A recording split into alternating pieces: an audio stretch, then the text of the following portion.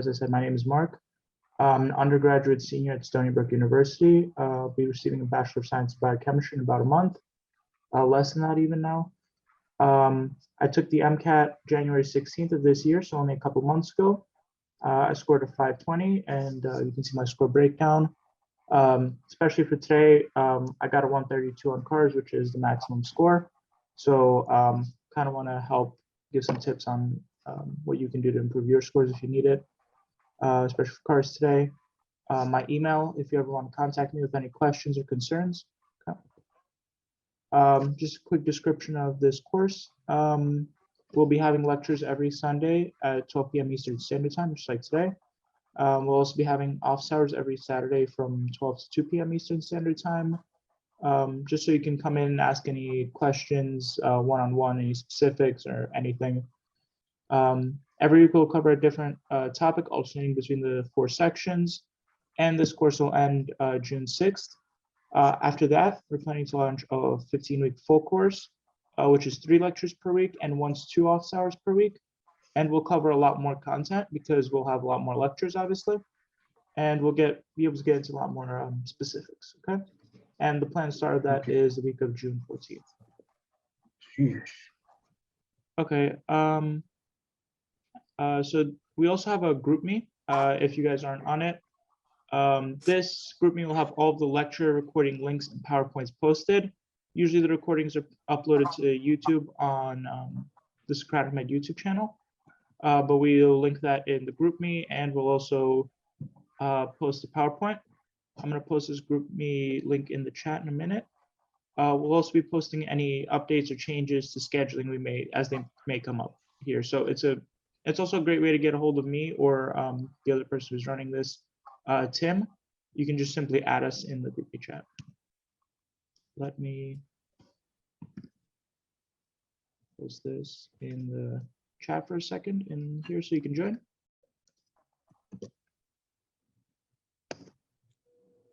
There you go.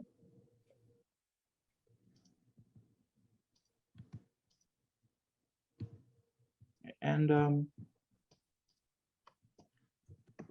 I'll post that link again at the end if you don't see it for some reason. So learning objectives for today. We want to how can we understand the main idea of a cars passage? So this is kind of, I think, the key of understanding a cars passage is if you can understand the main idea, you can answer, I would say, a good 60 to 70% of the questions on the cars if you can each time accurately understand what the main idea is. Okay. We also want to know, how do we find the author's supporting information? What details and information does he give us to support his main idea? And what conclusions can we draw about a passage? So can we make any inferences based on what details or information that we're given? Okay, and we'll cover all of this in more detail. All right. Any questions so far about anything? Okay. So let's move on to the content. Step 1, like I mentioned, the most important thing is identifying the main idea. The fundamental question you have to ask yourself is, what is the author's purpose for writing this? The author will always have a main purpose, which will be present throughout the entire piece. So they're not writing just because they feel like writing. There's a reason that they're writing. They're trying to get their point across, okay? And your goal is to figure out what that purpose is, and that'll give you an indication of what their main idea is or what their opinion is on this topic. This main idea, this main purpose is something that the author will connect back to in every paragraph, and it'll be present throughout the entire piece. So sometimes he'll have sub ideas or like main ideas of certain paragraphs where he'll talk about something in a specific paragraph, but then he won't talk about it anymore after that because it's not the main idea of the whole piece. It's just something he wanted to connect to his main idea. Okay, so you have to be careful with that. Really focus on, when you're focusing on identifying the purpose of the main idea, look at the whole passage, everything that the author wrote. Okay. So when you ask yourself, what is the purpose? Here are some questions you may want to ask yourself as well. Is the author trying to praise something? Is he trying to maybe criticize something? Does he look at tone? Is he have a lot of, is his tone very positive towards the subject of his work? Or is it more critical? Is he, throughout the essay, is he showing a lot of examples of how this thing he's talking about, this subject, is something that's good or something that has a lot of merit? Or is he saying that, or is he trying to disprove it? Is he saying that it's wrong, there's errors in it, or there's something wrong with it in general? Maybe instead, are there the author's trying to compare two different things? So he may present two different similar ideas, and he's kind of telling the differences between them, telling the similarities between them. He's trying to compare them. Maybe also think, if he's comparing, is he talking more highly about one over the other? Does he have a preference of which he prefers or which he thinks has more merit?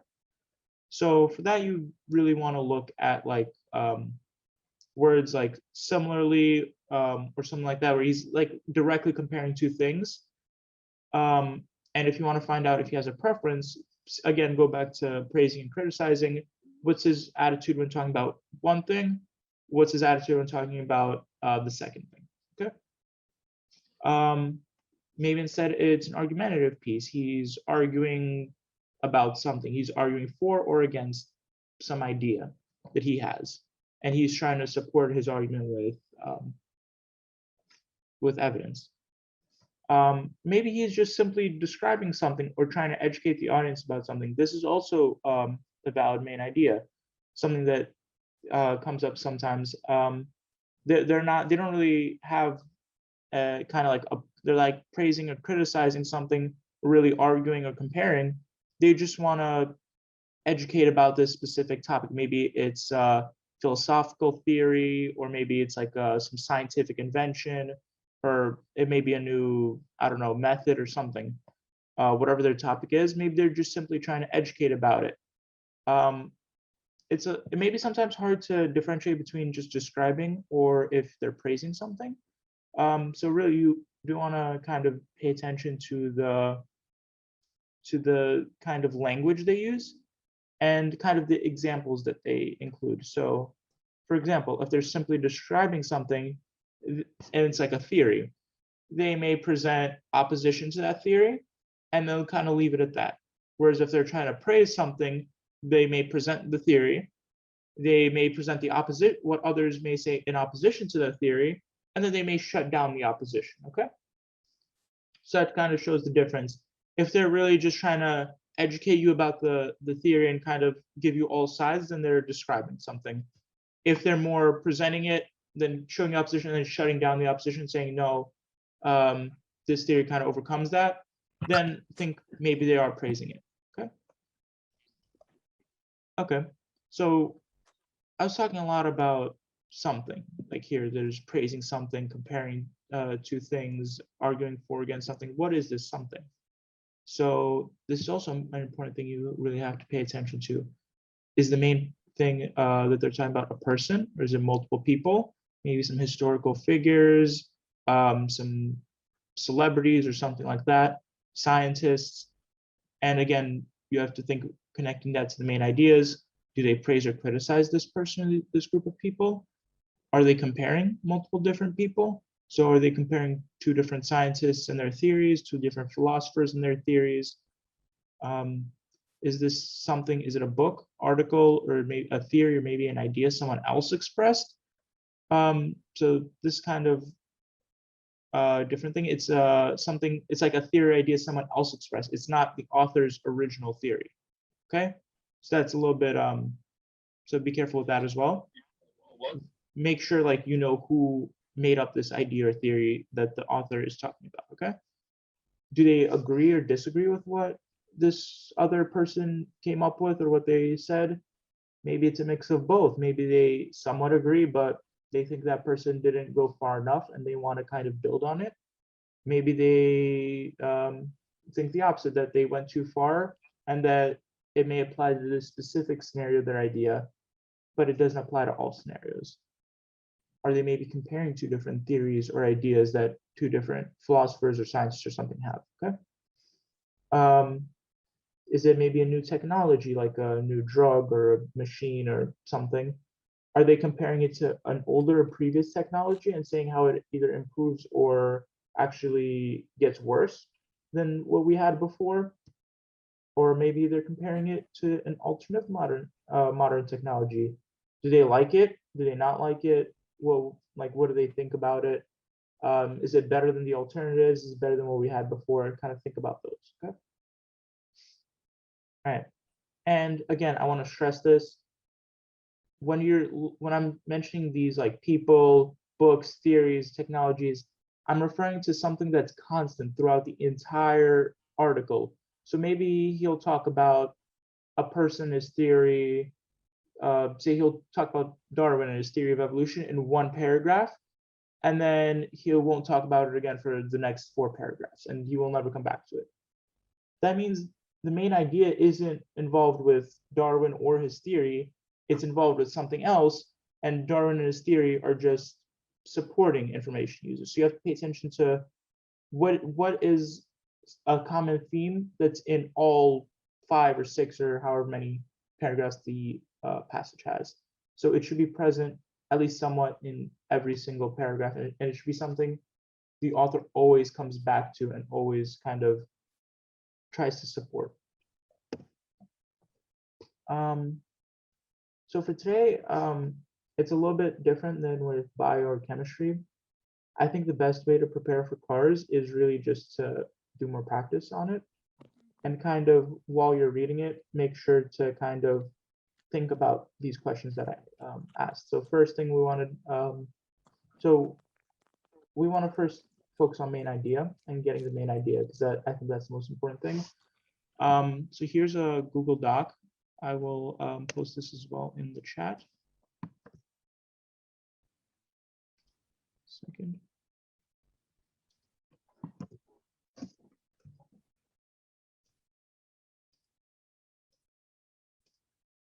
Okay, so this is a Google Doc. I have this. I don't know if you can see it. This is a passage I got off of another MCAT prep source. It's proper MCAT like passage for the card section. I want you guys to kind of read this, and we want to do a lot of practice today. And the practice is going to take a while because obviously you have to read it and then answer the questions, and it takes a long time. But I really think this is the best way to prepare for cars. And after you guys do it on your own, I want to guide you through it and guide you through my way of doing it. Okay. If you want to, so like, I know this might be hard to see, and some people like highlighting and kind of looking at things more like themselves. That's why I posted the Google Doc. It contains both of the articles that we'll be looking at today, both the passages. So this is passage 1. If you guys could try and maybe get started on reading it and see if you can understand it and if you can find what the main idea is, and then I'll ask you about it. And then we'll be using this passage for the next couple of topics today, okay? Before we continue, does anybody have any questions about just main idea stuff before we continue to the passage?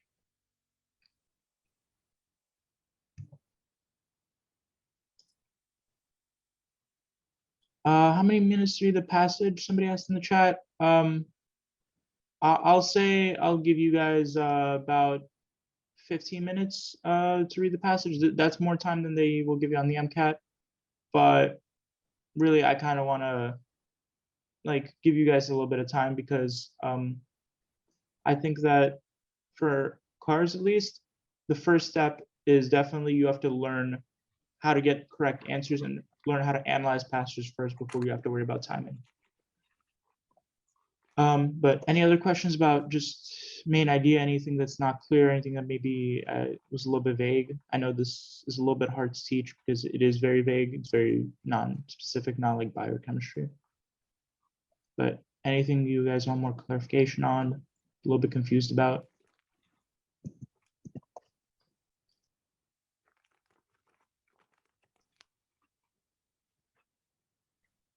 How much time should we spend on an exam to read? I think, I don't remember exactly, but I know that you have about an hour and I want to say 15 or 20 to read like the whole for the whole test. And I believe there's usually about 9 passages, I want to say. So I want to say about 10 minutes you want to limit. Yeah.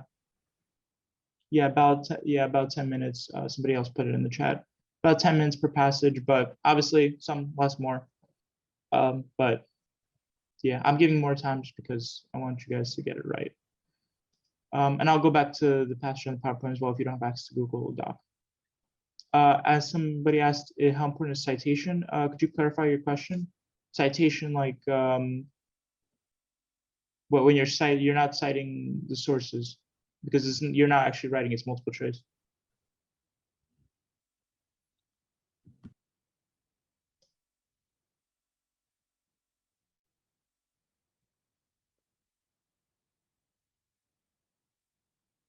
Let's continue. So this is the first question I wanted to ask. So this is a question that accompanied this passage on an actual practice MCAT. And it's exactly what we talked about, the main idea. And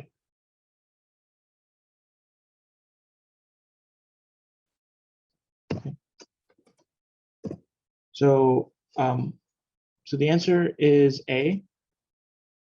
Okay, so the answer is A, articulate and defend a contractarian point of view of justice.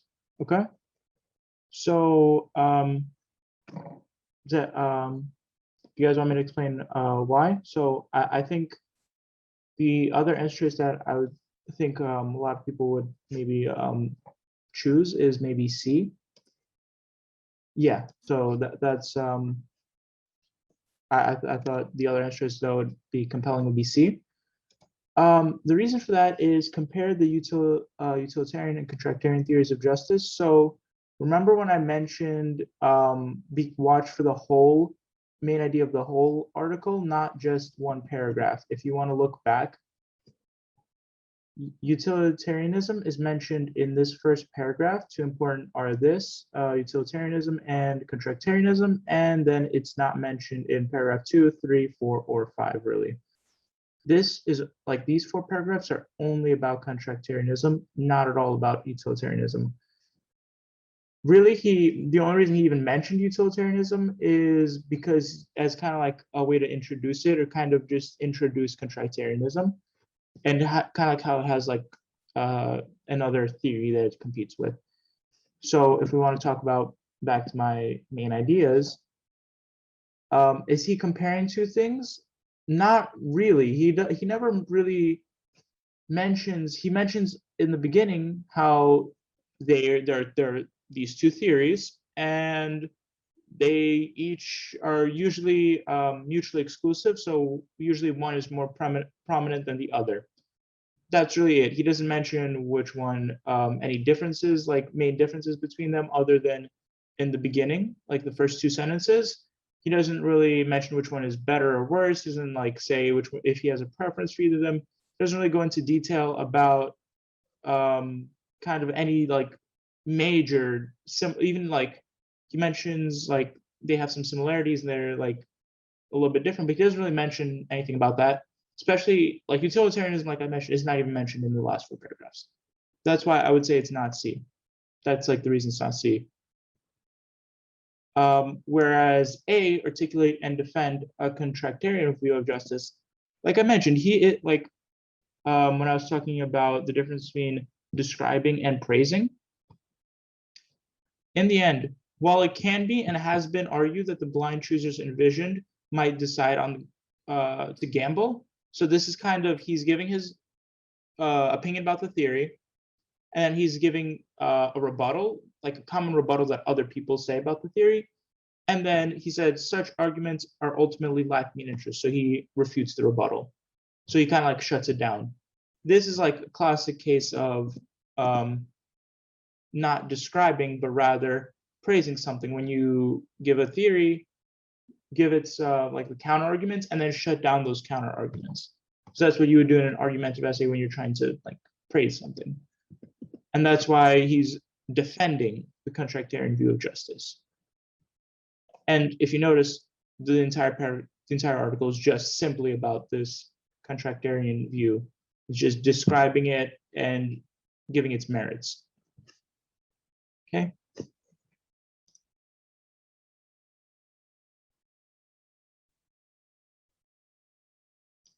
Yeah, so AA is just overall, AA is more correct, like for the whole passage. Examine advantages and disadvantages of Rawls theory, which is D. It's not the answer because Rawls theory is, again, only really mentioned here and then a little bit later. It's not really defending or like, it's definitely not showing disadvantages of Rawls theory, firstly, and saying, well, he's not really showing that many advantages, not really like the point of the whole essay. Again, it's a subtopic. And proposing a radical solution, nowhere here does he say that like this will solve problems or will fix any social issues. He's saying it could if we think about it this way, but he's not really proposing a concrete plan. In the end, he even says, like it's not possible. The point of a contractarian view does not lie in what real people would do in an admittedly impossible situation. He realizes to implement contractarian policy would actually be impossible. It's more like theoretical philosophy. So yeah, so it can be proposing a radical solution. That's why A is really the best choice. Okay. Any questions or anything?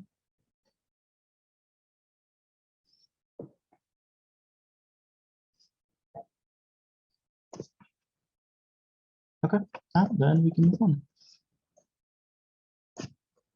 Okay, so the next thing I want to talk about is making inferences and applying info. So once you know the purpose and the main idea of the writing and of like the author, you should be able to kind of, or the MCAT expects you to be able to kind of get into their minds a little bit and predict their thoughts. Based on how they feel on one topic, you can pretty much predict how they would feel about another related topic, okay? So I can give a simple example here. This is something I just made up, a simple example to help. Say we have an author, Bob, he writes a paper in which you determine the main idea is to criticize increased funding for stem cell research based on perceived ethical concerns. So you read the whole paper and you decide the main idea of this paper is that he doesn't like stem cell research because he believes there's ethical concerns with it, okay? You could then, based on that information, without it even being told to you, you can infer that Bob, the author, would criticize any new technology that resulted from stem cell research and would praise any similar technology that uses other research methods. So because he doesn't like stem cell research, he would not like anything that would be like derived as a result of it. He would not really enjoy that. You could infer that logically. And anything that would be give a similar result but used a different route, he would very much like that because he wants to avoid this if possible. So like you just have to kind of, once you have their main idea, you kind of have to kind of get in their heads and kind of like imagine you're them, get into their shoes a little bit and kind of see like somebody who has this opinion, what would they think about? You kind of have to like make kind of like small leaps of logic. You kind of have to kind of guess what they would think about some other topic. So in addition to the main purpose of the essay or the main idea, you must also look at the reasoning for their opinion, right? Why do they have that opinion? So we mentioned Bob in this example, he doesn't like it for ethical concerns, right? Well, another author, we'll say John, writes another paper in which you determine the main idea is also to criticize increased funding for stem cell research. But instead of ethical concerns, he believes it's a dead end, not yield any useful results, and he like pulls up like information or statistics that stem cell research is like not going anywhere. It's not going to give you any results, so there's no point in putting money into it. And he doesn't care about possible ethical concerns, right? Well, if he was to be shown a new technology based on stem cells that would be proven to be effective, he would likely not be opposed to it, right? This is because his main like reasoning for his opinion and for his opposition is that it's not effective. But if it was shown to be effective, he may change his mind and he still may approve of the results and he may now change his opinion and like approve of any new technology or further research, okay?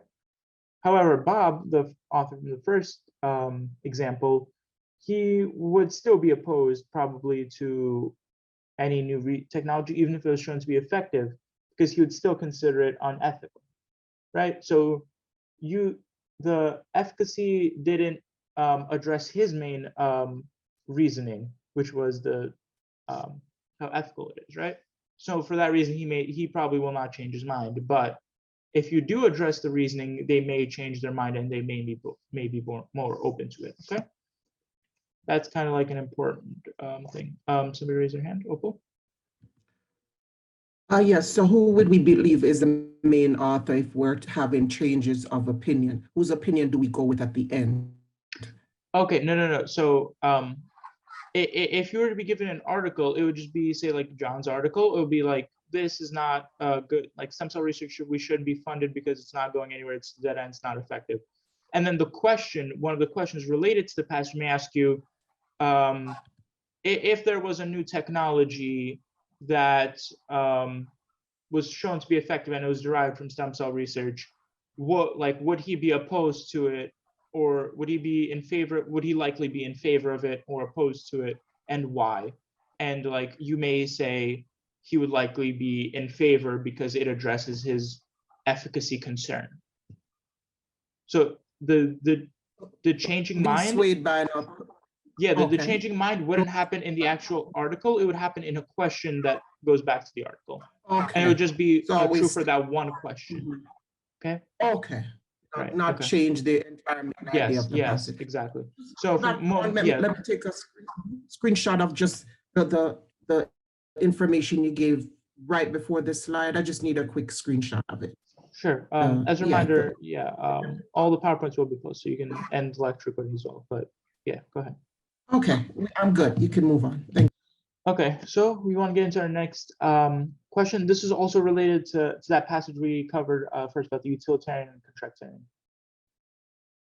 And this is kind of going along with it, making an inference based on their opinion. But yeah, just try this question. I'll give you a few minutes.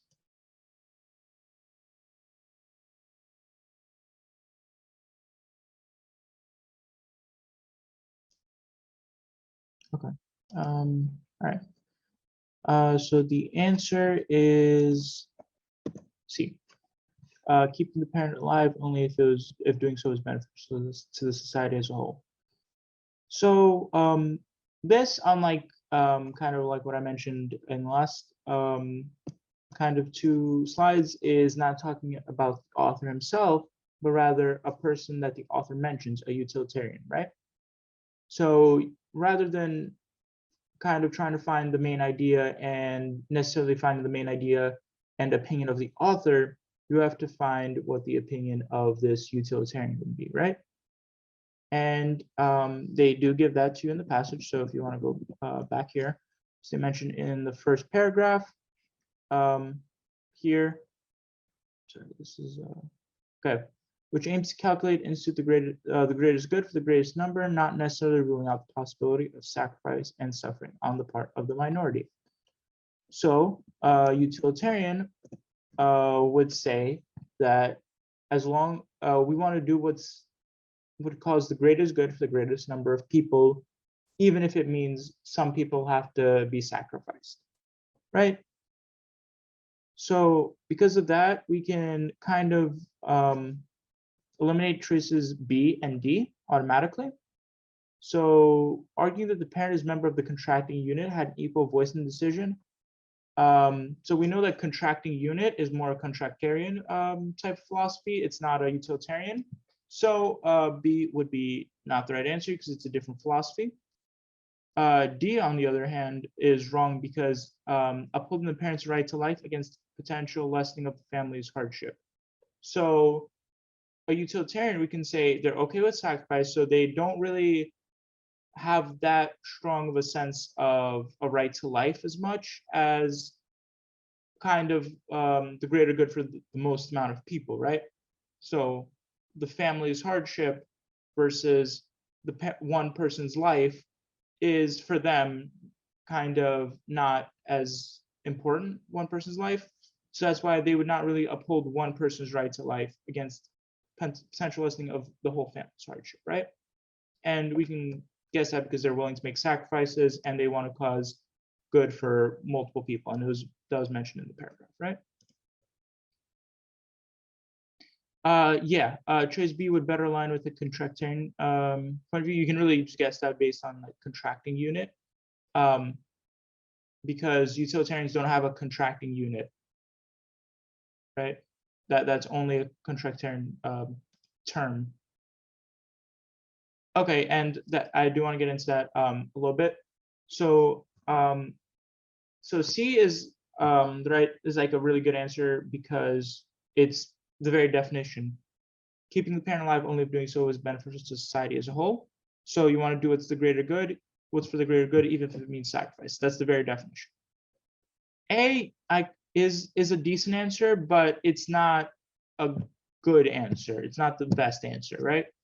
So balancing potential burdens on the family against burdens on society, as mentioned, utilitarians, and as mentioned in the passage, it's more of a kind of, you want to do the best for society as a whole, right? So you wouldn't really be balancing potential burdens against burden society because you wouldn't really want to burden society, right? You wouldn't, what this means, what this answer choice means, is that you would take some of the burdens that are placed on the family and move them a little bit to society and have society like kind of take some of the burden that the family struggles with. But that's really not what utilitarianism is about. Society doesn't want to accept burdens from people unless they get something more beneficial out of it. And this doesn't mention that like keeping the parent alive by balancing these burdens would give a good result. So that's why this is not the correct answer, right? I'm sorry, what's outside info? Balancing potential burdens on the family against burden society. So you know what this answer choice means is balancing, like taking the potential burden from the family and balancing it so a little bit is going to the society. And we know that utilitarians, they, as shown here, they want to do what's the greater good for society as a whole. So they would only accept those burdens if it was stated that keeping the parent alive would be worth it. But it's not in the answer choice. It's not stated that it would be worth it. Right, yeah, okay. So if it mentioned balancing potential burdens on the family against burden society, and if it mentioned and the parent would contribute more to the society than the burdens he caused, then maybe that would be the correct answer. But since it's not, you can't assume that. So C is the best answer. Okay. Any questions about this? Concerns? Okay. Move on. The next kind of scalar topic I want to talk about is drawing conclusions. Oh, sorry, I saw somebody in the chat. Okay. So we're expected to be able to draw conclusions from details. So this is kind of a little bit unrelated to main idea.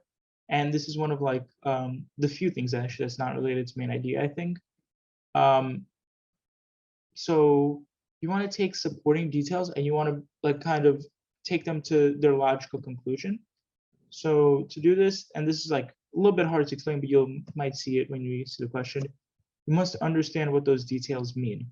So you have to break down the sentence or the sentences you're asked to read and really understand what the implication of each one is. Like I mentioned, you have to take each sentence and kind of think, where does this, like if this sentence was true, what's the next step that I could infer? What could I conclude from this? What's the next logical step? Like, what does this mean? It's like in the context of the passage. This is again like something hard to teach and is best improved through practice. It really involves really reasoning through each option and thinking critically.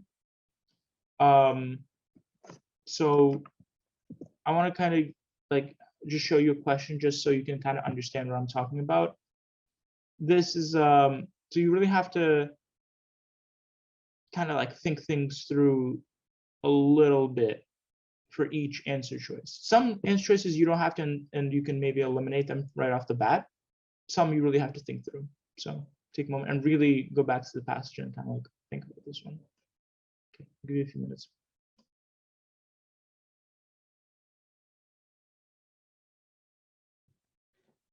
All right.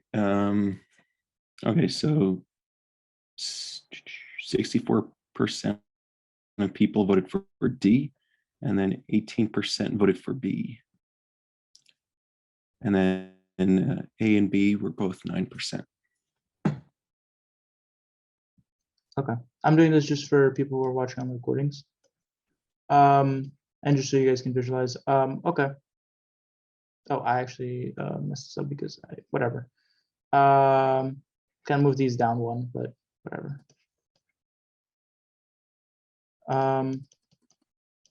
So the correct answer is actually D, which most people have answered, and I'm happy if I can get results. There it is. Okay.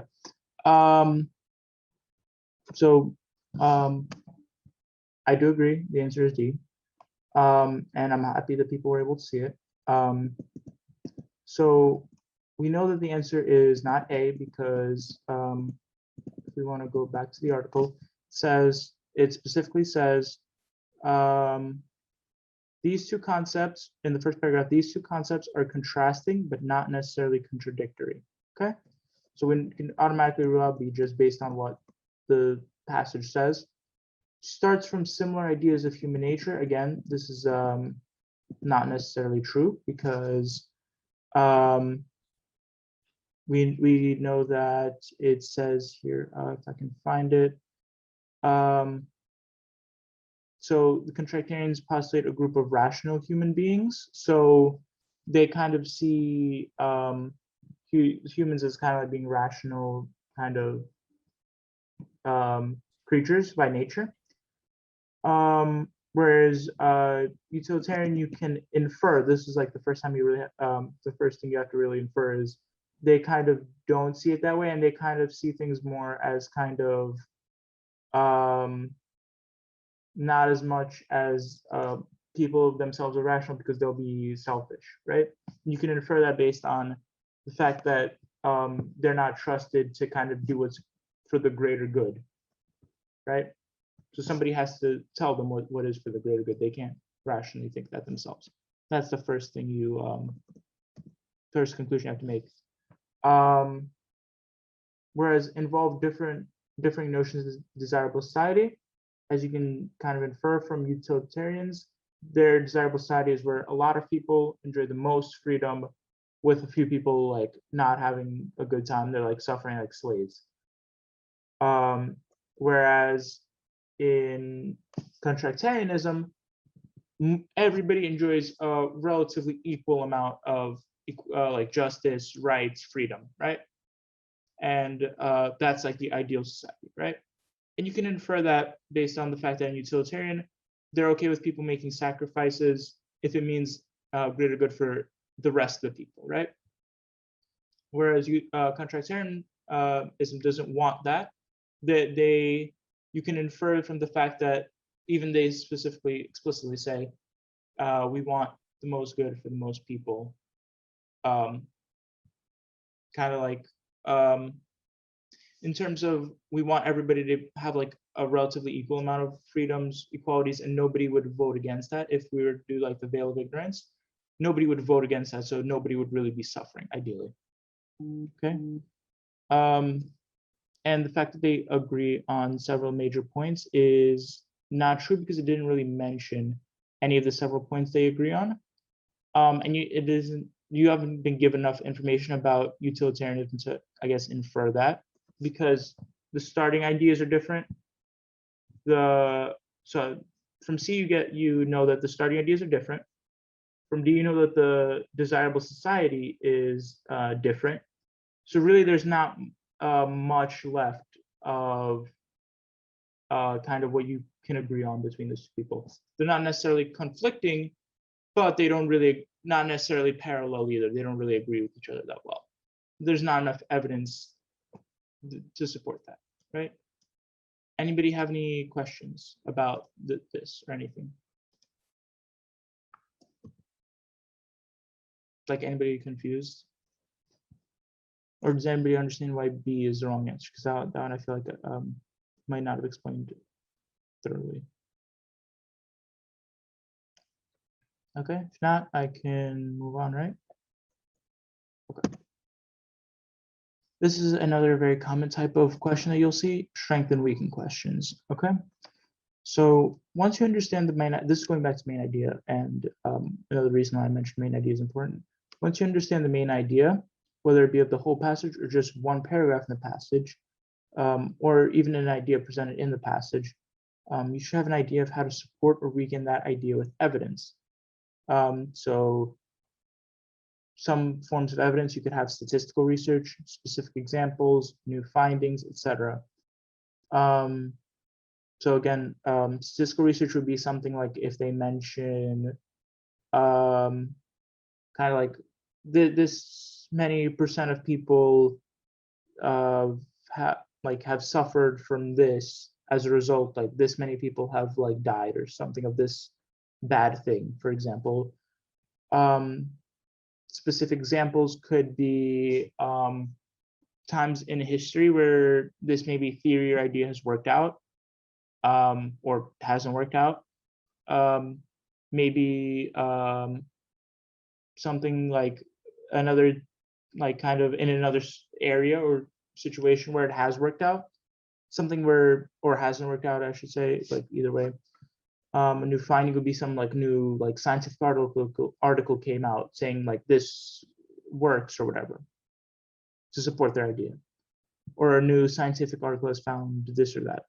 They could use another specific example. They could use kind of like credibility of professionals. So they could say doctors like this, like have shown that this, have said that this drug is good or bad or whatever. That's another way of supporting evidence to support your idea or claim or whatever your main idea is, to use credible citations and resources. So what you really have to do with all these details is really, firstly, you have to identify that they are details. But what's really important is you have to determine what the significance of each one is and how does it relate to the main idea. How strongly does it support it? How strongly does it oppose it? And you also have to find any ideas where maybe there's not as much support or very little support, very like they're lacking in evidence and support and details. Okay. For example, we're going back to the author, John, who wrote about stem cell research and its lack of efficacy, which was my example. If you were told that no new technology in the last 30 years was based on stem cell research, how would that relate to the main idea of John's paper, right? Since the research has not led to any innovations for a very long time, you can logically reason that the research is not very effective. And this would be in line with John's opinion on the matter, and would thus be a detail that would strengthen John's claim, right? So he's using statistical research that over the last 30 years, like very, very small percentages of technologies have been due to this research. And he is using that to strengthen his claim because it agrees with his opinion, right? On the contrary, if over 10 different new approved drugs released in the last 5 years were based on stem cell research, we could logically reason that the research is effective. This detail would weaken John's claim. So this is the opposite. If we were given like statistical examples or specific details that show treatments and technologies that did result from the research, that would show that we can logically assume from that the research is effective because it leads to results. This goes exactly opposite to what John's main idea is that you kind of figured out earlier. And this would weaken John's claim, okay? Before we continue, we'll make use of strength and weaken in a little bit. I wanted to get this second passage out. So again, it's on the Google Doc, which I'll put in the chat one last time. It's also on screen for you. I'll give you until like 1:17. So I'll give you 10 minutes. This one's a little bit shorter. Okay. If we feel that's not enough time, I'll give you more, but yeah, try and read it. That's good. So I gave you about 8 minutes to read the passage on the actual MCAT. Like we mentioned before, you have about 10 to 12 minutes to read the passage and answer the questions. So if you finish reading with a minute or two to spare, you should be decently good time. Obviously better is faster, but yeah.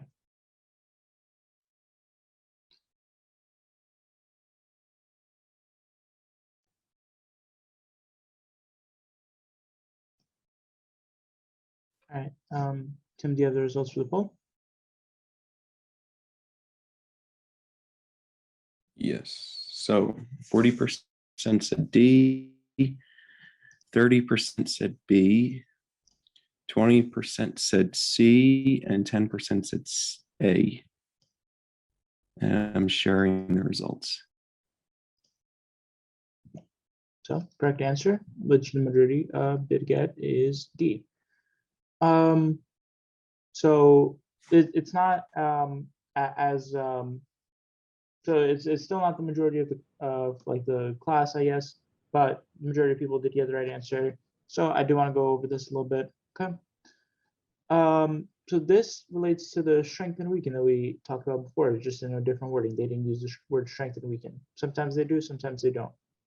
For this one, you could identify that it is because it says which of the following explanations would pose the greatest challenge to the theory. So which of these would weaken the theory the most, right? And the theory, you can think of it as an idea, right? From the passage, you know that SelfEsteem Theory kind of states that genes will not take a penalty to their viability or to their fitness unless you get some unknown or some other benefit that would cancel out the hit, right? To overcompensate. All right, well, so what you're looking for in the answer choices is which of these details, if true, would show the gene would go against the theory, or would, in other words, show a gene which is detrimental to the carrier or the person who has the gene, but still gets passed on from generation to generation, doesn't die out over time, right? Well, we'll start with B, which is the most popular and correct answer. Humans usually engage in altruistic behavior when there are others around C because this increases their social status, which correlates with reproductive success. Fitness, as mentioned in the paragraph, and as you actually should know for your other biology section, fitness in the biological sense represents reproductive success. How many kids do you have, and how many kids make it to adulthood to have their own kids, right? So altruistic behavior, as also mentioned in the passage, is detrimental. It's usually, pretty much always, it's a hit. You sacrifice your own interest to help others. So it's detrimental to you. So in order for altruism to be passed on from generation to generation, according to the SelfEsteem theory, it must also provide a positive benefit to overcompensate, right? B exemplifies this because you take the detrimental hit because you're altruistic, but it increases your social status with other people, which leads to reproductive success, which is beneficial to you and increases your fitness, right? So that's exactly what the SelfEsteem theory says. So B would actually support very heavily the SelfEsteem theory. Let's talk about C. Humans have developed a keen sense for recognizing individuals who fail to do their fair share. Okay, and this decreases the fitness of freeloaders, right? So again, the SelfEsteem theory kind of says altruism, which is detrimental, but it's offset by something else. But another aspect to the SelfEsteem theory is if it's kind of okay. I want to put it a different way. So if humans have developed a keen sense for recognizing individuals who do their fair share, that would punish people who are kind of freeloading or not being altruistic, who don't have this detrimental quality, right? And because of that, being altruistic, on the other hand, other than being a freeloader, rather than being a freeloader, would actually make you more fit, because you would not be ostracized, or you would not be punished. Whereas if you were a freeloader and you didn't have that detrimental trait, you would actually be punished. So it would actually be detrimental, if that makes sense, because your fitness would be decreased. And that kind of is exactly what the SelfEsteem theory says. Being a freeloader is beneficial to you at first, but there's a hidden drawback, a very big negative that kind of reduces your fitness and overall doesn't help you. And that's why altruism exists, right? In humans, it still exists. Yes, this is based on the passage. So it just so happens that in this case, the passage is a biology passage, a genetic passage. So SelfEsteem theory and all this stuff is something you would know from your biology as well, but this is a CARS passage. And all of this information was in the CARS passage. I think I can link it one last time in the chat. 1 second. Here. This is the Google Doc that has the passages. They're also on the previous slide, but I don't want to go back. It's in here. Google Doc, I just listed it's a psych passage.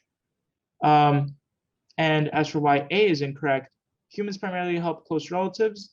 Well, it's detrimental to be altruistic, but if the detriment was offset by the benefit of more people are spreading kind of your genes or passing on your genes, it's a benefit, right? So that again goes with SelfEsteem theory. However, D, human societies which contain many altruistic individuals are able to outcompete those who don't. This doesn't mention, so we know altruism is detrimental. The SelfEsteem theory says if it's detrimental and it has no redeeming like overcompensation, it won't be passed on. This says, choice D says, you have a detrimental quality, altruism, and it has no compensation, no redeeming factors about it, but it still gets passed on. So that goes exactly against what the SelfEsteem theory says. And it's a good detail to use against it, if that makes sense. Okay, is this clear? So, to answer this question, you would have to understand what is the SelfEsteem theory, like what is this idea? You have to kind of like spell it out, like detrimental genes, if they don't have a compensation or like anything that kind of helps them redeem quality or something, then they won't get passed on. That's what it says. You have to recognize that it's a weakened question. Which of these would most weaken this theory? And then you would have to see, each of these choices, do they strengthen or weaken the claim by basically saying, do they agree with the SelfEsteem theory? Do they follow the SelfEsteem theory? Or do they go against the SelfEsteem theory? And you have to find the one that goes against it, because we're looking at a weekend. Okay. Does that make sense? Any questions about this? For the people who didn't get D as the right answer, is this more clear now? Do you want me to explain any specific answer choice again?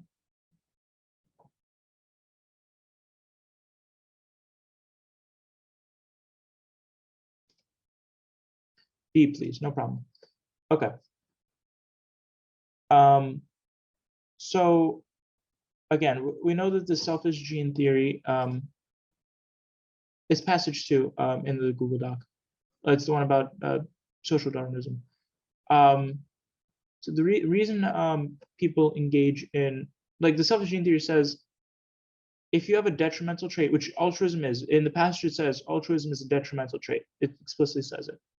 If you have a detrimental trait, like say altruism, it has to have some hidden benefit, something that increases your fitness that would compensate for the detriment that you face, that you take, right? And because we're looking for the one that disagrees with that kind of doesn't follow that rule, right?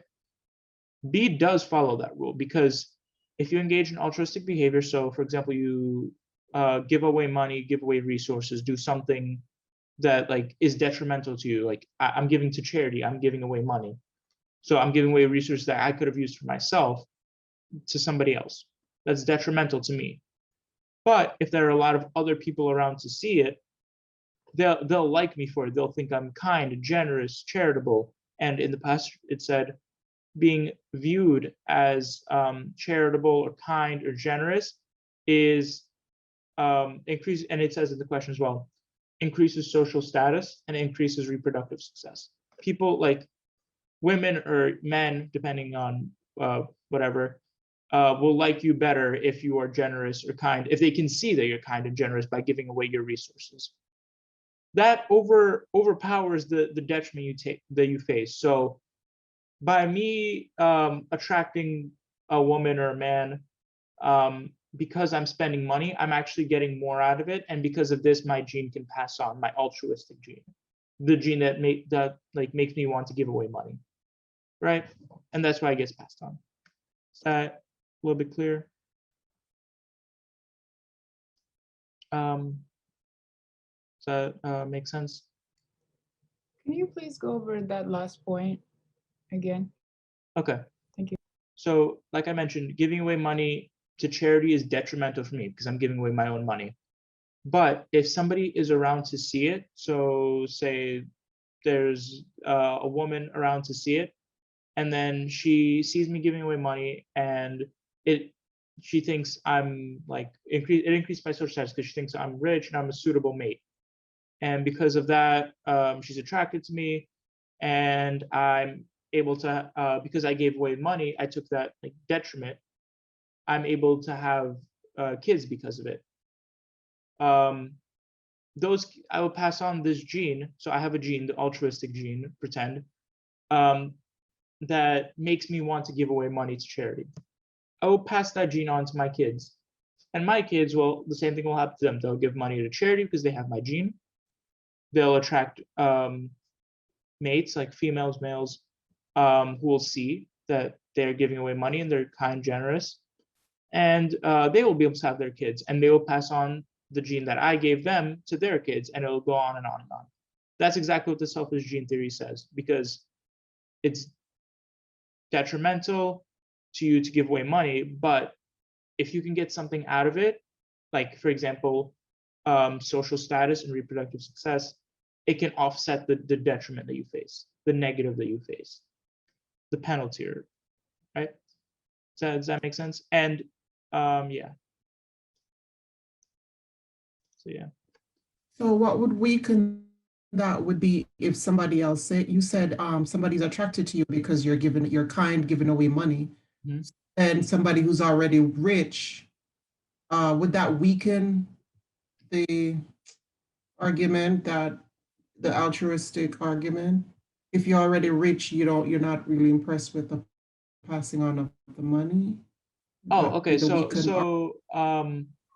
what would no, I can say no, because as mentioned in the article, there was actually two reasons. One, that giving away money is actually good for you reproductively.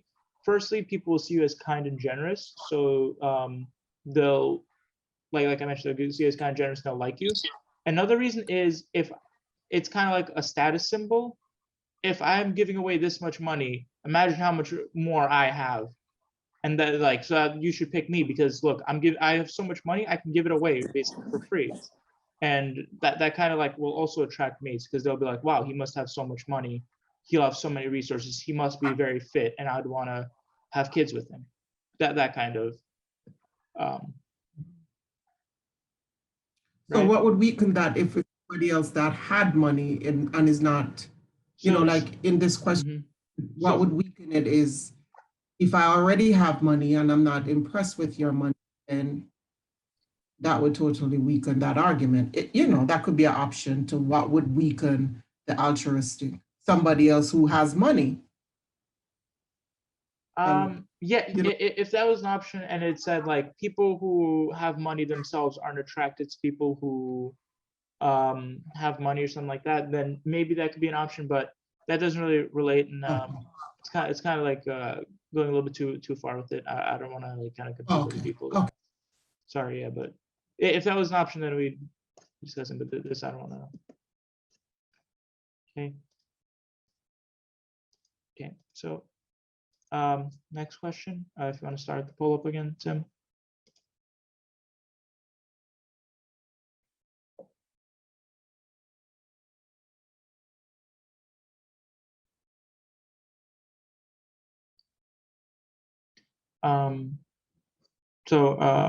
Yeah, okay. Sorry, I just wanted to interrupt the poll for a second. Ernestine mentioned this, helped me realize that what I messed up. So yeah, so sometimes the argument may seem weak to you or maybe outdated to you, or you may not agree with the argument that the author is making, but you can't kind of like go off that. You have to go off just what the passage says and whatever argument the passage is making, or the passage is making, or whatever the question or answer choices give you. You can't go off of like what you know now, right? Especially if it's a topic that you are very familiar with. So be careful with that. So would it be fair that's kind of like a common trap on the test too? From some of the practice problems I've seen, it just seems like they kind of throw that in there just to kind of bait you, essentially, like if you know any outside knowledge. So Yeah. just a trap. So yeah, so try and avoid using outside knowledge as much as possible when answering questions.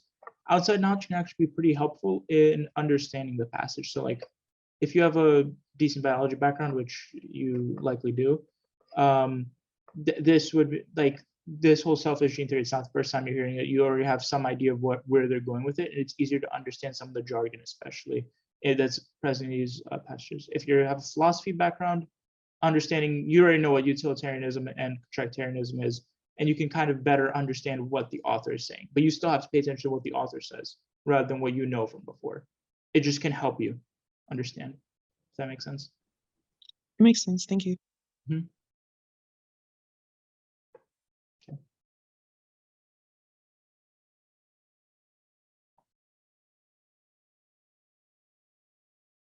Okay. I think we should end the polling. Yep, so 56% B, 33% C, 11% D. Okay. So, correct answer is B, which I'm happy the majority of the class actually got right. So that's great. Again, this is kind of making conclusions based off of the passage. So we were given examples in the passage of situations in which altruism is explained. Like altruism normally violates the self-esteem theory, but it's been explained by some theories. So for example, a homeless man pushing a stranger out of the way on an oncoming bus, it can be explained by somebody else will maybe push the homeless man out of the way of an oncoming bus if he ever gets in that situation in the future. Or the man he pushed out of the way will be indebted to him and he'll help him in some way, give him donations or something, or help him in some way. A filmmaker creates a documentary in a war zone. Well, he wants kind of, by bringing awareness, he's also bringing attention to himself, which can attract possible mates, as we mentioned. So that's why C is not exactly the right answer, because he can attract attention to himself because his name is going to be on it and his image, and he's going to be associated with it. And people will see all this charitable work he's doing and bringing attention to this suffering, and they'll kind of be attracted more to him because of it. A, which nobody chose, is because, again, the soldier can be regarded as a hero, and that will increase his reproductive success in the future. Even if he was injured, people may regard him as a hero, and he'll kind of get prestige that way. Whereas in B, if a businesswoman donates half her wealth to charity, normally that would, again, give her kind of prestige and make people like her, except that she did it anonymously without having her identity revealed, which kind of removes the prestige and kind of attraction that people may feel to her, towards her, because they don't know it was her that donated the money. It was like kind of anonymous donation. You could also get this because I believe in the end of the passage, they did mention this may not explain the phenomenon of the anonymous donor. So anonymous donations kind of don't exactly correlate, but yeah. Yeah, every paragraph, this doesn't explain. Yeah, they all have kind of exceptions, but from what I remember, each paragraph, the exception at the end of this paragraph gets answered in the next paragraph, if you kind of like understand what that means. So like, it says like for like the kin selection, people like who you might help, people who aren't in your family, and it's like that's kind of weird that it isn't explained by kin selection. But in the next paragraph it says, well, it could be explained by the you help me, I help you type thing, like with which is the reason we knocked out D. So like the man might help the homeless person, the homeless man, because he helped him. So that may not explain charity, but at the end of the paragraph says it may not explain charity, where they don't expect anything in return. And then the next paragraph they talk about if you donate to charity or if you do something charitable without expecting anything in reward, people may view you as generous, and that could explain it. It's a little bit annoying, but kind of have to kind of go like step by step and kind of follow it each way. Does that make sense, Ab?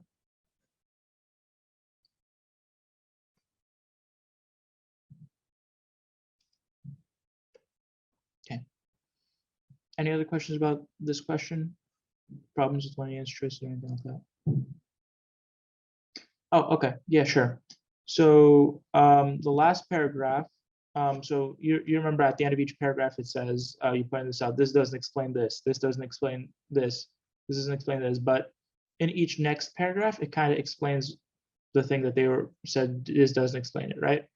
So for example, with the family thing, the next paragraph explains how you could help somebody that's not in your family. Then it says it doesn't explain why you might donate to charity without expecting anything in reward. The next paragraph explains why you could donate charity and still be rewarded and still kind of get something even without expecting a reward. In the last paragraph it says this may not explain here. This may not explain the phenomenon of the anonymous donor. Just like all the other paragraphs, it has it. This may not explain this as an exception. Except there's no paragraph after that to then explain the exception, right? So that's the only exception that we're left hanging with. Yeah, and that's exactly the case with B, with the anonymous donor, right? So kind of read each paragraph and kind of like, if you notice a pattern, like that was good that you noticed a pattern, and kind of like follow it out. So if you know the pattern, you can kind of find where it ends, kind of the end point. Let me remove the annotations. Okay. So that's about it for this section. I really want to get some final thoughts across. So the card section, as I mentioned, is not based on your previous knowledge, but rather your ability to reason and think about the information you're given. This is helpful and kind of can help you or hurt you. It helps you because really you don't need to come in knowing anything. All of the answers are given to you in the passage. You just have to know how to find them. But it can also hurt you because sometimes they're not easy to find, or sometimes in order to find the right answer, you have to make some like leaps or some conclusions, make some inferences. And sometimes those aren't obvious, especially since MCAT has a very specific way they want you to think, and deviation from that way of thinking is not really tolerated, which is when you did like humanities classes like writing, history, whatever, you're always told there's, as long as you justify it, there's no wrong answer. Here there's wrong answers, there's right answers. It's not great, but that's how they want you to do it. They want you to think like they want how they think.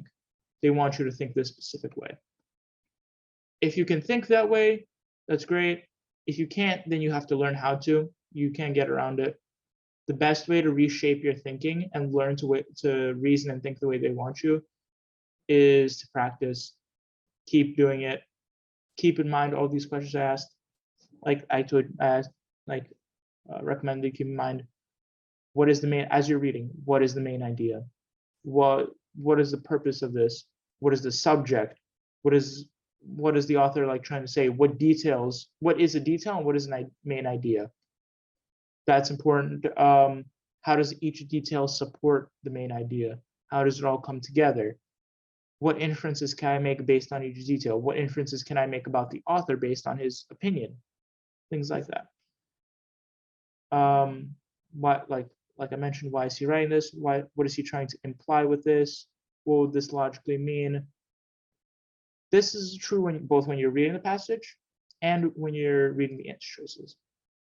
Something that I know a lot of people struggle with is the timing for cars. They just can't get it done. The way I say this is the way I managed to get over my problem with timing and actually finish. I usually finish cars very quickly. As you're reading, make sure you're always kind of, as you're reading, make sure you always kind of have an idea. So for example, let's go back to this passage, this one. If I was reading this, as I was reading, like for example, here, when I got up to this point in like the top, here I can annotate it. So when I get up to maybe this point,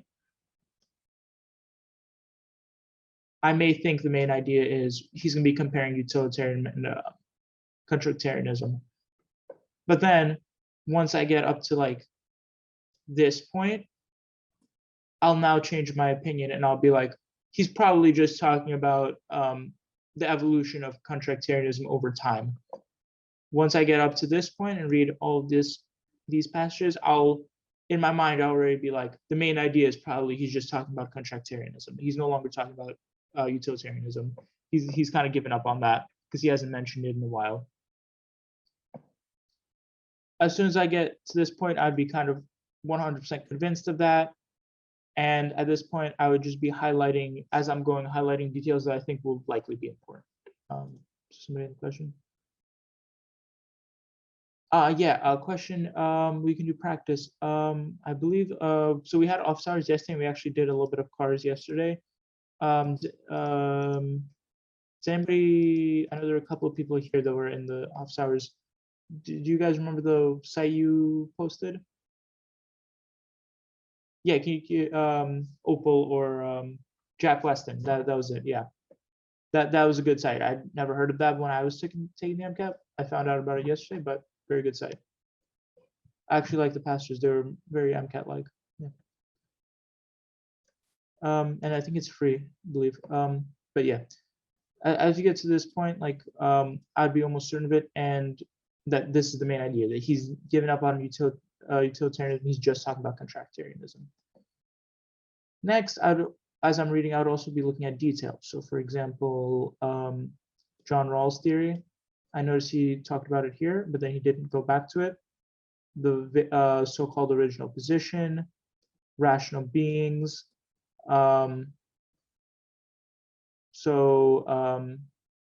Really here, injustice and finds an equal distribution of good things with liberty first among them. That's kind of where his endpoint's at. Like we want equality for all, kind of. That's the endpoint of contractarianism. This was a big detail for me. This one, where he refuted, where he showed a common rebuttal to contractarianism and then refuted it. That was a big detail for me. Just keep these in mind as you're reading it. So when you come to a question, you already have an idea. Yeah. Again, Opal, when you say highlight physical or mental, up to you. I personally never use the highlight feature myself, but instead they give you a piece of paper. So if it's important, I might make a note on like a physical piece of paper, which is kind of weird, but I don't know, I did it. or you can make a mental like note, like if you can remember where it was or if it was somewhere here, as long as you can like memorize and like remember like this was an important detail. But you can also do physical highlights. A lot of people do that, and I think that's a really great way if you like highlighting to actually like be able to specifically pinpoint it, because they do give you a highlight feature on the MCAT. When you do practice tests, they'll give you that, and when you take the actual MCAT, they'll give you a highlight feature. What about if my English is not really good? That's honestly a lot harder. What I would suggest is even an English speaker doesn't understand a lot of the words or like some of the words that they use in car sections. So really you kind of have to, so I did this in office hours yesterday, and if you guys want to come in with specific Jack Weston prompts next week for my office hours on Saturday at noon, I'd be willing to do it again. I could show you as I go through it how I would go through it, like because these I've seen before. I already know these like myself because I gave them. But if you give me like a new passage, and I can go show you how I go through the new passage like for the first time. When I go through it, I don't read every single word. I kind of like a little bit skim it, but just skim it just enough that I can make sure that I'm getting the main idea or getting the point of the author. It's kind of like in a I think somebody pointed this out yesterday. It's kind of like a conversation. You don't hang on, when you're having a conversation with somebody, you don't hang on every single word they say. Maybe they'll use a word you don't know, especially if you're not an English speaker, native English speaker. But you focus on what their point is. What are they trying to say? Treat this kind of like a conversation. Can you understand like what their point is? If so, then move on for now. If a question asks specifically about it, I'm sure one word, if you just don't understand one word, it's not exactly necessary, not all the time. You could probably get the main idea without, or like an idea of what he's trying to say without knowing every single word. Like I mentioned, when I read these course passages, I don't actually read every single word. I just kind of like skim it. No problem. So just want to do some things to wrap up. So reminder, upstairs every Saturday, 12 to 2. If you come in with Jack Weston passages, I'll be happy to redo them together. If you come in with bio, chemistry, physics, whatever, I'll be happy to do that as well. Okay, I'll get to your question in a second, Ab. Here's my email. I'll put in the chat right now real quick, the group me as well, just so you guys can join. So it's like kind of like having a one-stop shop for everything. Oh, and I also do want to make an announcement about next week's lecture, but I'll make it on the group me as well, but I want to make it right now as well.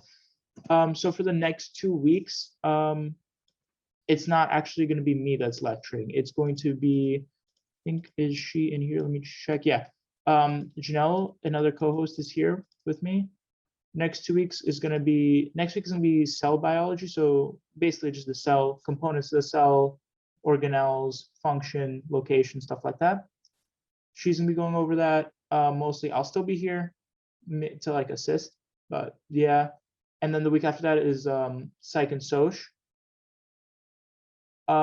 Group me is like a group chat. There's not like a time. It's like a group chat, like a text message. Yeah, so I'll get to you in a second. Okay, so I want to answer Ab's question before we continue. So I mentioned next week's not going to be me lecturing, it's going to be Janelle. She also scored very well, actually better than me in psych and social. That's why I want her to do it. Ab, I want to answer your question. Can you describe the process of how you review the practice section? So I mentioned this yesterday. It's a little bit hard, but really focus on when you do either Kaplan or AMC, or I'm assuming most things, they'll have subtopics. So they'll be like for each question, so it'll be like this is a main idea question, this is a strength and weakness question, this is an inference question, this is a whatever question. So see if there's a common theme of questions that you're getting wrong. Is it most of the questions you're getting wrong are strength and weakness? Most of them are main idea. I think also what was the reason that you got the question wrong, if that makes sense. So there was, for example, a strength and a weakness question, was it because you couldn't find the detail, or was it because you didn't know the main idea? You didn't correctly identify the main idea. So kind of like think about that, like what are common weak points? That's what I would recommend for practicing. See like where you're, what parts of, like what types of questions are you not understanding? What areas or like subtopics are you struggling to identify or figure out? How long did it take you to reach your score? I studied for a little over a month full time. That doesn't mean everybody will be able to, because for biochemistry, physics, I already had most of the knowledge already done from previous classes. So it depends how familiar you are with the topics already, if you just need a refresher, or if you need to learn from scratch. Cars, I didn't study much at all because I kind of like, I already had like an intuition for it, I guess. I thought about the questions like the MCAT wants you to think about it already. So I didn't have to spend much time learning about it. Yeah. So we're about done. So you guys can, how much time do you spend studying every day? Depends. So for the first 2-3 weeks, I was doing content review, biochem, psych, soc, whatever. I was in content review. I did about 2 to 3 hours a day, like consistent. Plus I would also do, I mentioned this, for those topics, very recommended flashcards, Anki, on your phone, make them yourself. I don't recommend taking decks from online. You can, but if you do it yourself, you'll remember as you're typing it into the Anki, making the flashcards. But in addition to when you're reviewing, helpful for memorizing, especially things like amino acids and like other things you have to memorize. And so about 2-3 hours, doesn't have to be long. Don't like think if you're not studying 10 hours a day, you're not doing anything. Because if you study 10 hours a day, for hours like 1 to 2, maybe you'll understand what you're reading. By hour 6, you're reading just to read it. Like you're not actually learning, I think. Sections MCAT, first section, chemistry, physics, and a little bit of biochemistry. Second section is cars, which is what we covered today. Third section, biochemistry. Fourth section, psychology, sociology. But yeah, find it on the MCAT website, more in detail. Yeah, but don't spend too long studying every day. I don't think it's that necessary. Like, don't burn yourself out, honestly. Yeah. I don't know if you guys have seen this ad on YouTube from the Princeton Review. And it's like the MCAT is hard and the MCAT is important. It matters how much it matters less how much you prep and more how you prep. That's kind of true. And there's an easy saying that because he's the Princeton Review MCAT tutor, but like it's kind of true. You can spend 10 hours a day studying, but if you're not getting anything out of those 10 hours, it's not worth it. Spend 40 minutes of good studying is worth more than 10 hours of like just reading things just for the sake of reading. Yeah, so I'm assuming a lot of, like if you looked up MCAT content on YouTube, like that ad will get recommended to you a lot, or like given to you a lot. Yeah. Yeah, but it's true what he says. Like it matters how you prep, not just how much you prep. So yeah, don't overdo it, but also go at your own pace. Like if you need a lot more time to review, rather than cramming it into one day, do it over a longer period of time. Do it a couple of months. I did it in 1 month because it was refreshers. If you need to do it from scratch, do 3, 4, 5 months, however much you need. Okay, that's about it. So I know a couple people had personal questions for me at the end. If you wanna stick around, I will be happy to answer them. They don't have to be cars related. So otherwise you guys can sign off. All right, I received a private message about, could you send me that screenshot again? I believe it was, I don't remember actually who it was. Could you send me the private message again with the screenshot of it was the Delta G. Sure, I'll send it. Yeah. Okay, thank you. All right, then. Thank you guys. Next week. See you later. 1 second, I just download. Did you get it? Yes, I did. Let me just download them. Okay. Okay. The overall reaction for glycolysis is this. What is the delta G for glycolysis? The main I don't know what the answer is. I think it should be like negative 80 something, but the reason is I haven't covered thermodynamics exactly yet, but delta G is like addition, like you just add them together. So you see the overall reaction and then the broken down reaction. So you notice that this reaction is like one instance of this reaction. So glucose, one glucose, 2 NAD plus, 2 NAD plus, 2 pyruvate, 2 pyruvate, 2 NADH, 2 NADH, 2 of this, 2 of this. So that means you include this once, this delta G standard, because it's per mole. Notice it's per mole. So the delta G standard is negative 146. That's your first term. This, if you notice, it's 2 of these because 1 NAD in this equation, 30 kilojoules per mole is for 1 mole of this. But in the actual reaction, there's 2 ADP, 2 phosphates, 2 ATP, 2 H2O. Therefore, it's this 30 times 2. 60 with negative 140 is like about negative 80 something. That's the end. Is that the answer? Yeah, it is the answer. And when I did it, I just subtracted. I just didn't multiply it by 2. I just didn't. So that's one thing. You have to look at the overall. So this multiplied by 2. Another thing they might trick you with is actually if they reverted. So if they had H2O plus ATP goes to phosphate plus ADP. If they, in reaction to, if they showed it reversed and they said the delta G was negative 30. So, and you saw that in the overall action, it was opposite, you would have to flip it and multiply by 2. So you would have to flip it to positive 30 just to make sure it's going the opposite way. And then you would have to multiply by 2. So it would be 60, but it would give you the same answer. Does that make sense, or do you want to actually see it?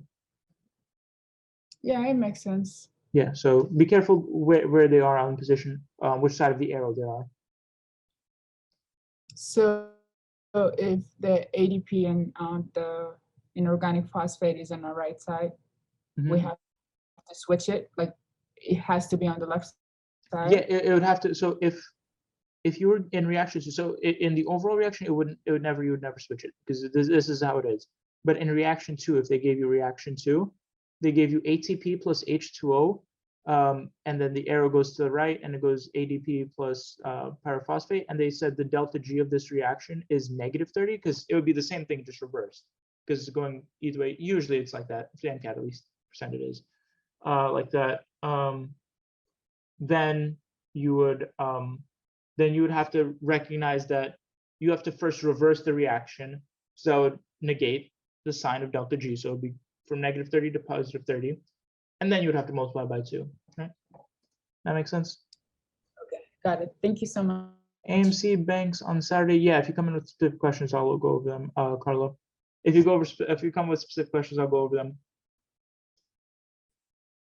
Yeah. Does anybody else have any other questions? Yeah, and Saturday office hours, they don't necessarily have to be about what I taught this week. It can be really about almost anything. If it's something I haven't taught yet, I might not guarantee you I know exactly because it has been a while, has been a couple months, but I will try and refresh myself and try and give you a correct answer. But if it's something we've already covered, then I have already refreshed myself and I know it. Is it possible to record the office hour just because I can't attend because I'm working, so I can never make it to office hour? Would that be possible? So I'm not sure. I will see, because if people want it, I guess I could do it. The problem is, like, people come in with I guess kind of like more like personal questions, so I guess, but I mean, I guess I could do it. I'll see. I'll try and do it. I mean, I'll just let people know that it's being recorded. but if you can't, it's okay too. Yeah, I'll try. I'll let people know that it's being recorded, and I'll ask them if they feel it. If not, I'll just leave it off the recording. I'll just like pause and answer questions with them. All right. Sure. Somebody asked, can you go over the passage on how you study any strategies? Let me stop sharing. Okay. How I go over the passage. So it's like a little bit hard to do with like passage that I already know really well, because like I already know exactly what the main idea is and what everything is. So you would have to give me like a fresh passage. Like that would be the best way to do it, is give me a fresh passage. So and for that, like do it.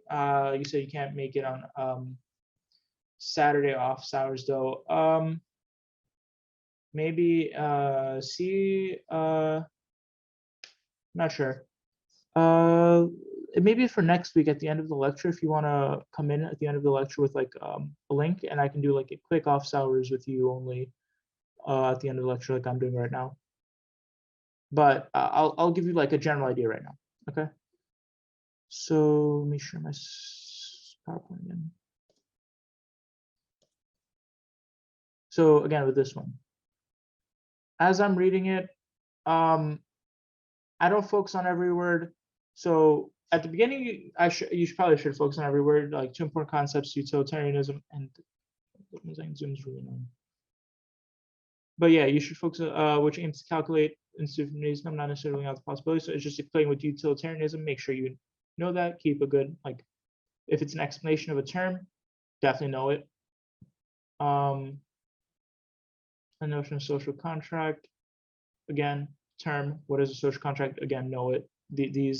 These 2 sentences you should definitely read fully, understand. Contrasting, not necessarily contradictory. That seems like an important note, so keep note of that. Nonetheless, one or another has often enjoyed ascendancy since their initial formulations by Bentham and Locke, respectively. In 20th century, de facto among philosophers, John Rawls gave a contractarian view, and a needed and welcome statement. Okay, so like this will be happening quickly as I'm reading it.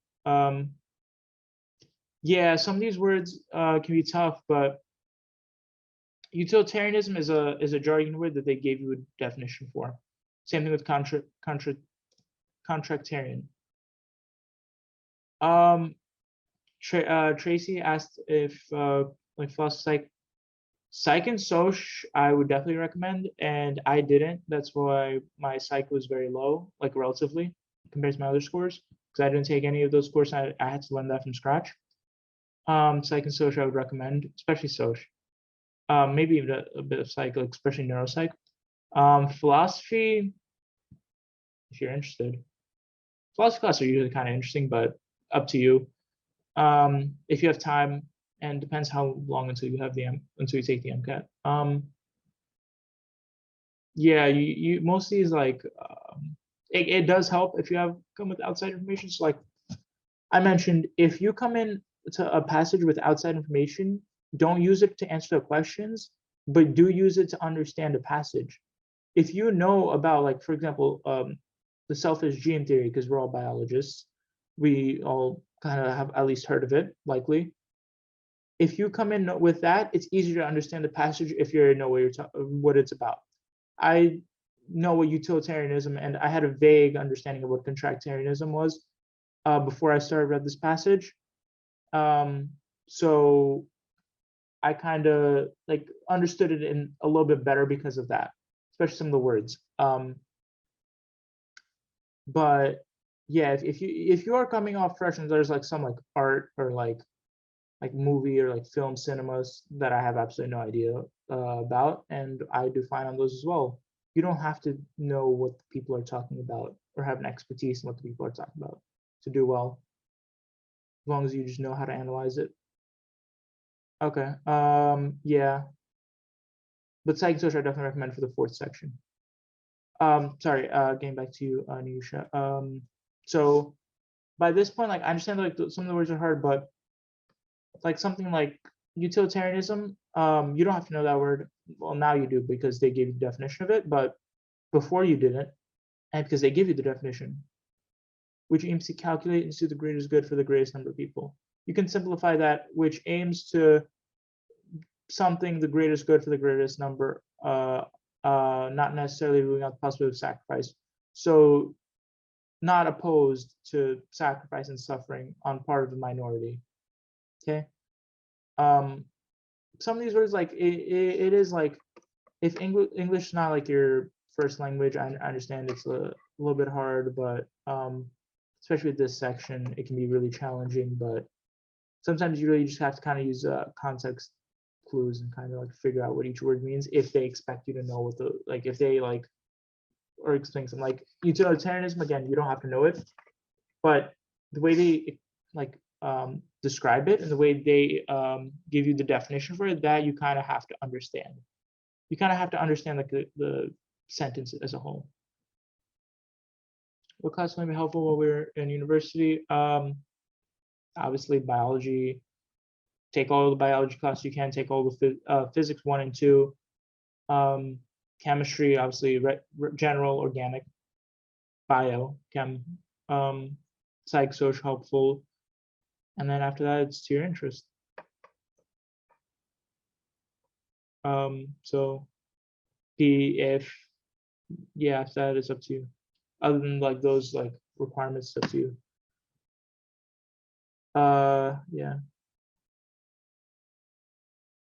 Yeah, I understand it, especially like in your situation, it's a little bit of a hard situation you're in, but like the best, I'm not sure actually if you may have to like do more research on this, but they may have interpretation translations or something like that, something to help students who are not exactly English proficient. But you really should do research on that. I don't know, because that like didn't pertain to me, so I never really did that much research on it. But I would recommend you do. See if they have some kind of language services, maybe like an interpreter, like translator, or they allow you to bring a dictionary or something like that. So you really have to kind of like see what the MCAT's rules about this are. I remember, I think maybe for the SAT they did allow something like that. So maybe for the MCAT they do as well. I'm not sure, but yeah, I mean, I can't answer that question because I don't know what your psych and social classes are like. It also depends which one. Like their entire like majors devoted to those. But like I can't answer that because I don't know what your curriculum is like in your school. I took one psych and one social class coming into this. The psych class, slightly helpful, not really that much, because it was an intro psych class. Intro social class, it was kind of like, honestly, my major is biochemistry. I mentioned in the beginning it was biochemistry. But I took one social class. It was like it wasn't a good class. Like I didn't like the class, especially how it was taught, because it was during COVID as well. It was online. But yeah, but if your school has like really good intro psych or social classes, then yeah, one class may be enough. If not, maybe you would need a second psych. No, I would say neuropsych for sure. Yeah, so maybe depends how much. It depends on your school. Is it helpful to be a STEM major? I'm not sure how to answer that. Like, if you, first of all, the MCAT does require you to take like it will have requirements to actually take the exam, and your school, your pre-med office will let you know what they are for your school specifically, what courses. But they do require full physics 1 and 2, general chemistry, a year of general chemistry, a year of organic chemistry, a semester of biochemistry, I think a year or maybe a year and a half of biology, some writing requirement, like writing classes. I think that's it. So for the hard sciences, you will, even if you're a social major, you will take a lot of biochemistry and physics as well. Is it helpful as a biochem major? I think I took maybe 2 or 3 classes, two or three bio classes that were not requirements for the MCAT. They were not as helpful because they were like cancer biology, which very, very like situational for the MCAT.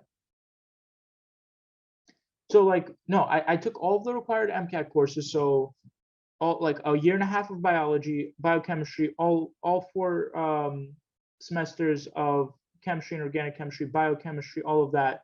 In addition to those that are required, I also took, as a bio major, only 2, like up until now. Right now I'm taking more, but for my final year, but this is past my MCAT. I only took 2 like upper division bio classes that were not required to actually take the MCAT. All the others were required to take the MCAT. So like if I was like a sociology major, the only difference between my knowledge would be 2 bio classes, because I would have to take all of like the intro biochemistry physics class anyway to take the MCAT.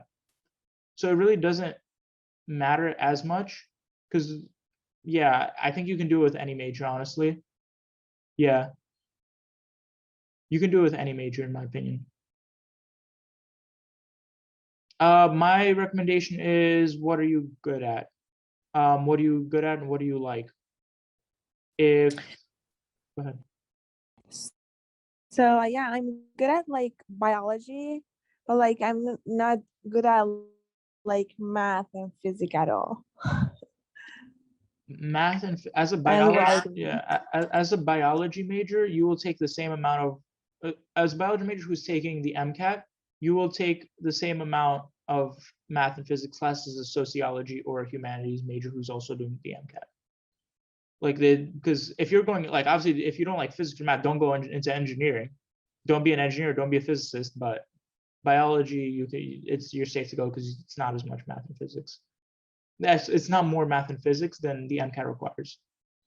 So if you're going for the MCAT regardless, then you will take the same amount of math and physics, no matter what your major is. I see. Yeah. Okay. Now, because nowadays there are people like going to sociology and history majors because it's so much easier, so they can transfer to a better university, or like they do something like that. So Do you know what I mean? I know what you mean with that. I know there are a lot of pre-meds that are doing in my school psychology and sociology. They don't want to do bio. It's easier. It is a little bit easier, honestly, but the only difference is it's gonna be the only difference is gonna be in your GPA, honestly, and it's not gonna help. It's not gonna make a big difference on the MCAT. It's not gonna make a big difference in anything except your GPA, which is important, obviously, for med school applications, but it depends. It depends what you want to do. Okay. Yeah. Thank you. Thank you. Yeah. So if you have any more questions about like actually applying to med school, that's not for me because I haven't even applied to med school myself yet. That's for somebody else at Socratic Med, who Tim might have a better idea of who to contact for that. Tim himself might actually have a better idea because he has applied and been accepted into medical school. Yeah, I mean, I generally would say that there's no shortcuts. So, and even if you take like easier classes, I think as an undergrad, I think it'll kind of like show when you're taking the MCAT. So I know like Stony Brook's bio classes are really hard. They prepare you really well for the test, and you know, it shows when you actually have to sit down for it. So shortcuts in like early on will kind of poke through towards the end. Yeah. So for example, Yeah, you're right. Yeah. Yeah, I know people who have taken like early bio classes in, say, community colleges. Like we have close by to Stony Brook is Suffolk Community College. People take bio classes there and then they transfer over to Stony Brook, and they don't have to take the bio class anymore. That I would not recommend that. Like there's a reason Stony Brook is liked by like pre-meds, and there's a reason that the bio classes are hard. It's because they want to make sure that the people who actually pass those classes and do well in those classes are actually people who are going to do well on the MCAT and people who are prepared to take the MCAT and go on to medical school. So like like classes may seem hard, but there's a reason they're hard. Yeah, and then it's like you said, shortcuts are not always the best way. I see. like people are saying like when you go to like biology major, when you choose a biology major, it would be really hard and it gonna affect your GPA. It's gonna bring it down. So like, I don't know. I wanted to do something like in psychobiology. Like people are saying it's very, very hard. I don't know like what to do. Like people Okay. are suggesting me to do like sociology, psychology. So Yeah. really, it's not like based on my experiences, my first year at Stony Brook would not have like my schedule. My first year would not have been like any different had I been a psychology major. I would have taken intro bio classes, general chemistry, physics 1 and 2 with all of the labs. Would have been no different than what I did because you need those for the MCAT. The MCAT requires it, so you have to take those anyway. Second year, I only took one class that was like an upper division biology class. It was cell bio, and so if I was psychology sociology major, that would have been the one class that would have been like different. How much is one class in 2 years really going to affect your GPA? By like year 3, year 4, you're going to start having more bio classes. Like right now, I have like maybe 3 or 4 upper division bio classes under my belt. Still, 3 or 4 classes is not that big of a deal in terms of your GPA if you're talking about 3 to 4 years of college. So they may be, but it's not. I don't think it's going to be like as detrimental to your GPA if you actually do like biology and if you actually are like good at biology and you actually are interested in it and you do put in the work. So what something I mean I would say is like if you're not interested in like biology, then like I don't know, like you're gonna have to suffer through a lot of it. Like you're gonna have to suffer a lot because there is a lot of biology that you have to take just for the MCAT. Plus, there's a lot more once you get into med school. But I don't know. Like if you want to do like also remember, majors can change at any point. Like I think I started off as an engineering major, I started with biomedical engineering major, not even as a biochem major. I changed like halfway through. But majors can change all the time. You can change up until like I think your junior year of college.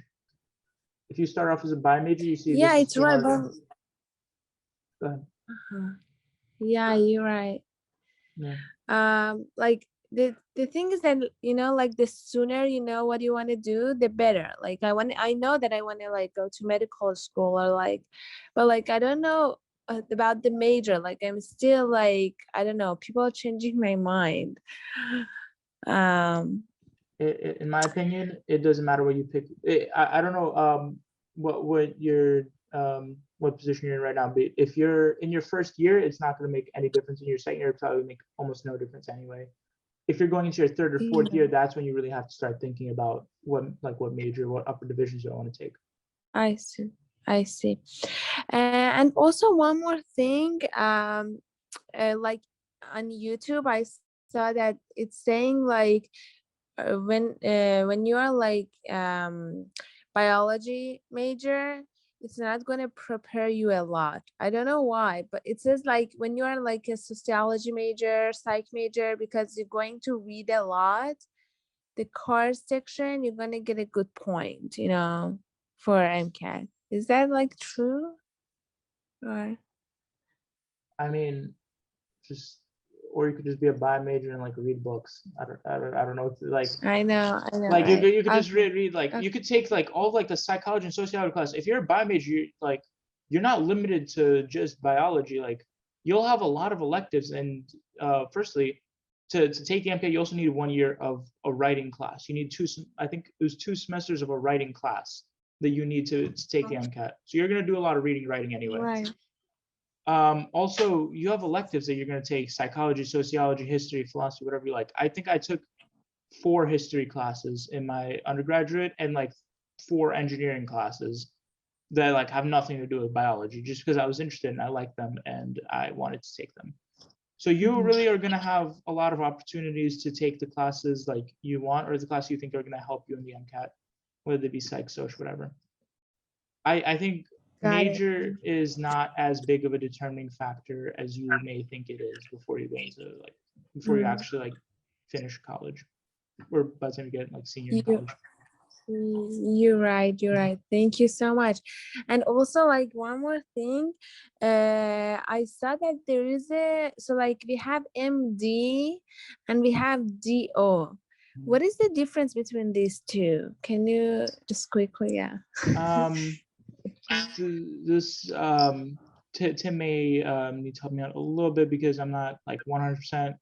But MD and DO, they're both doctors. They're both like practicing doctors. So you can open a clinic, work in a hospital, whatever, either with an MD or DO. They're different types of degrees. So like, you know, when you finish undergraduate, you get a bachelor's degree, but it could be a BA, Bachelor in Arts, or it could be a BS, Bachelor in Science, or a BE, Bachelor of Engineering.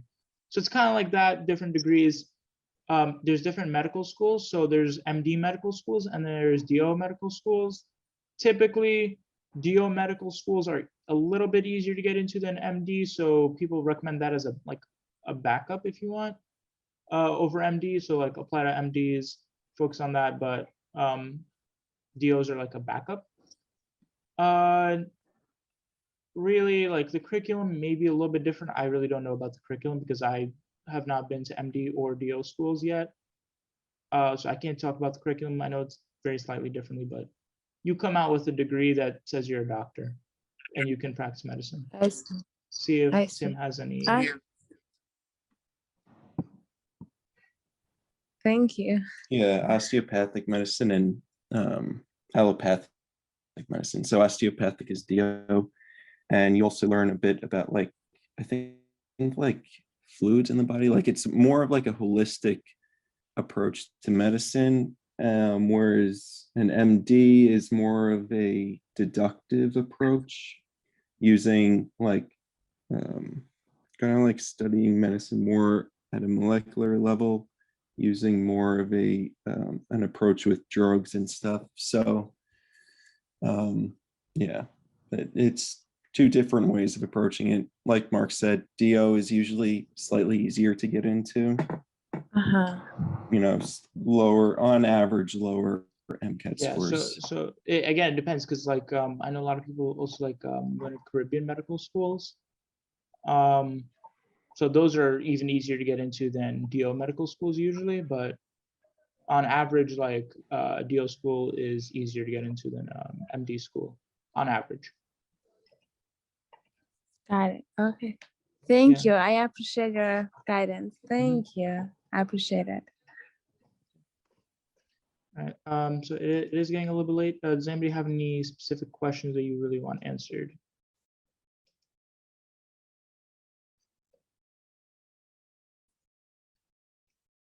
Looks good. No? Okay. So then I'm going to stop sharing, and I think we're going to end for today. Again, feel free to come to office hours next Saturday, lecture next Sunday with Janelle. Yeah, so feel free to come out. Awesome. Thanks, guys. Bye.